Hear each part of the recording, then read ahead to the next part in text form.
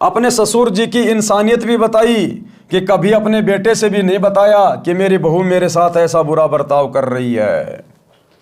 अब यह है भाई और बहनों राम भगत की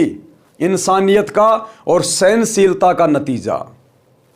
जिस समय वो बेटे की बहू राम भगत के साथ बुरा बर्ताव करती थी, रूखा सूखा खाना दिया करती थी, और जब बेटा कहता था, रिश्तेदार कहते थे कि सेवा पानी ठीक हो रही है, तो राम भगत कहता था ऐसी बहू गांव में कहीं नहीं है, मेरा बहुत ध्यान रखती है, बहुत अच्छे बेटा बेटी हैं। भाई और बहनों उस समय यदि राम भगत रिश्तेदारों से या गांव वालों से या अपने बेटे से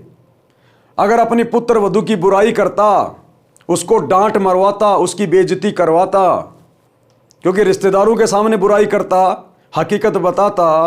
तो रिश्तेदार आकर उसको डांटते फटकारते, गांव में उस पुत्र वधू की बेइज्जती होती कि कैसी निकम्मी बहू आई है, अपने ससुर की इज्जत भी ढंग से नहीं करती। क्या पता वो बेटा भी अपनी पत्नी पे हाथ साफ कर देता। लेकिन राम भगत की सहनशीलता ने, उसकी इंसानियत ने, एक अच्छे व्यक्ति के गुण जो उसके अंदर विद्यमान थे,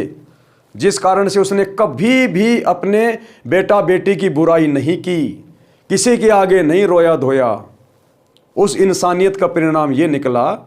कि वो पुत्र वधू उसके साथ में सत्संग में गई और आज उसका हृदय परिवर्तन हो गया।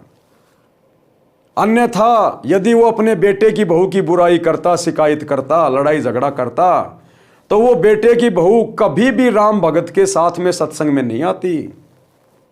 कि तू काहे का सत्संगी है।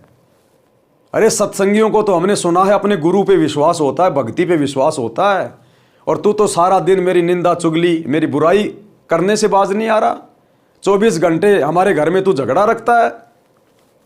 तो वो बेटे की बहू कभी भी उसकी बातें सुन के सत्संग में नहीं आती। अगर राम भगत सहनशीलता नहीं दिखाता, तो थोड़ा बहुत वो संघर्ष नहीं करता, तो और संघर्ष किया तो अंत में परमात्मा ने पूरे परिवार को लाइन पे लाके खड़ा कर दिया। तो हमने शिक्षा लेनी है, सतगुरु से उपदेश लेने के बाद ये काल जो अन्य आपके घर में उपदेशी हैं उनके साथ आपका झगड़ा करवाएगा, आपको सही से भक्ति नहीं करने देगा, क्योंकि हमारी मर्यादा, हमारी परंपरा, हमारे नियम अन्य उपदेशी व्यक्तियों से भिन्न होते हैं, अलग होते हैं। वो हमें इतना जल्दी समझ नहीं पाते और हम उनके चक्कर में आके मर्यादा तोड़ नहीं सकते, तो परस्पर थोड़ा बहुत विरोध बन जाता है। तो ऐसे में यदि भगत या भगतमती को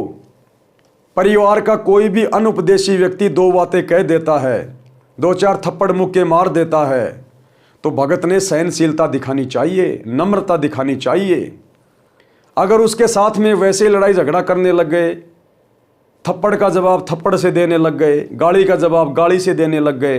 तो उस व्यक्ति का हृदय परिवर्तन कभी भी नहीं होगा, कभी भी, आपसे तो विशेषकर नहीं होगा।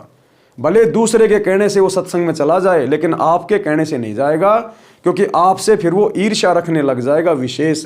क्योंकि आपके व्यवहार में वो कोई परिवर्तन नहीं देख रहा, कोई बदलाव नहीं देख रहा। तो जिस प्रकार से राम भगत ने परिवार में झगड़ा और कलह से बचने के लिए जो समझदारी दिखाई, उसी प्रकार हम भक्तों ने भी अपनी भक्ति को सफल बनाने के लिए एक भगत के गुण अपने ऊपर धारण करते हुए इसी प्रकार की समझदारी दिखाते हुए आगे बढ़ना है। भाई जो गुरु बचन पे डट गए,